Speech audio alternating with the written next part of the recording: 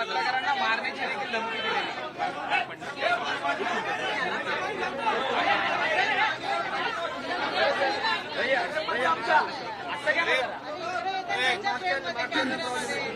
भाई बोला.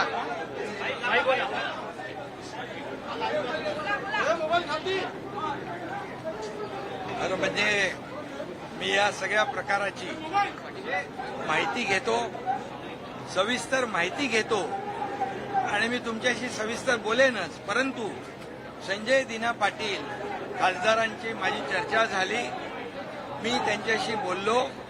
त्यांनी माझ्याकडे भावना व्यक्त केली की पत्रकारांच्या बद्दल चुकीचं वक्तव्य करण्याची माझी इच्छा बिलकुल नव्हती. मी पत्रकारांचा अपमान नेहमी, पत्रकार आणि माझे संबंध चांगले राहिलेले आहेत. पत्रकारांच्या भावना दुखावण्याचा माझा कुठलाही हेतू नव्हता. परंतु दररोज जे कोणी काय त्यांना म्हणतात, अरे जे रोज त्यांच्या विरोधामध्ये बोलतात, रोज त्यांच्या बद्दल अपशब्द काढतात, तोडून टाका, मारून टाका, तुडवून टाका, घरात घुसा आणि अतिशय खालच्या दर्जाच्या, नीच दर्जाचे, अतिशय खालच्या दर्जाचे जे शब्द वापरतात आपल्या मीडियासमोर, खरं म्हणजे हा मीडियाचा देखील अपमान आहे. किती वेळापासून काय काय बोलतायत तेही आपण पाहिलेलं आहे. याचा राग संजय पाटील यांच्या मनामध्ये आहे.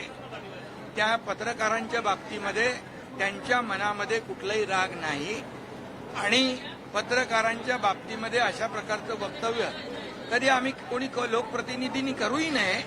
आणि त्यामुळे मी त्यांना सांगितलेलं आहे की आपल्याकडून काही शब्द गेले असतील पत्रकारांच्या अपमानजनक, तर आपण पत्रकारांशी बोलून दिलगिरी व्यक्त करू.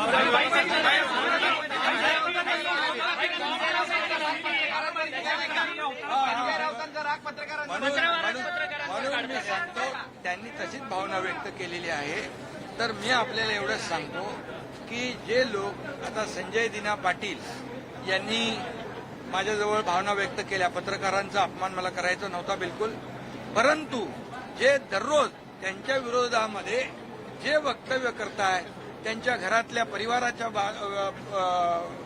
परिवाराच्या बाबतीमध्ये वक्तव्य करतात, हे अतिशय निंदनीय आहे. हे आता कुठली पातळी आहे? किती दिवस तुम्ही बघताय? अगदी 2022 पासून आपण काय भाषा, काय लोक वापरतायत? म्हणजे ही काय लोकशाहीमध्ये हे काय महाराष्ट्राची संस्कृती आहे का? ही महाराष्ट्राची परंपरा आहे का? अशा प्रकारे आई बहिणींचा उद्धार करणं, आई बहिणीवरून शिव्या देणं, हे किती, आणि पत्रकारांच्या समोर, आणि डोंट कटही म्हणायचं. अरे काय हे काय, म्हणजे कुठल्या थराला जाऊन तुम्ही ह्या महाराष्ट्रामधली संस्कृती अगदी रसातळाला पोहोचवलेली आहे. याचा राग संजय पाटील यांच्या मनामध्ये आहे. मी पुन्हा एकदा सांगतो, संजय पाटलांनी माझ्याकडे भावना व्यक्त केल्यात, कुठल्याही पत्रकारांचा अपमान मला करायचा नाही.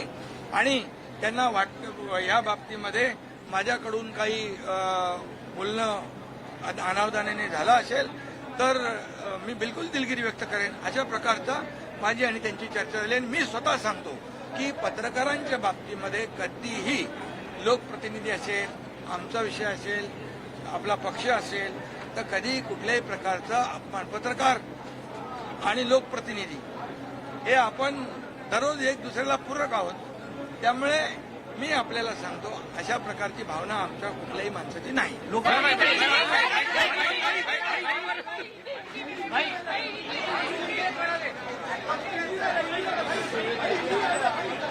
राहुल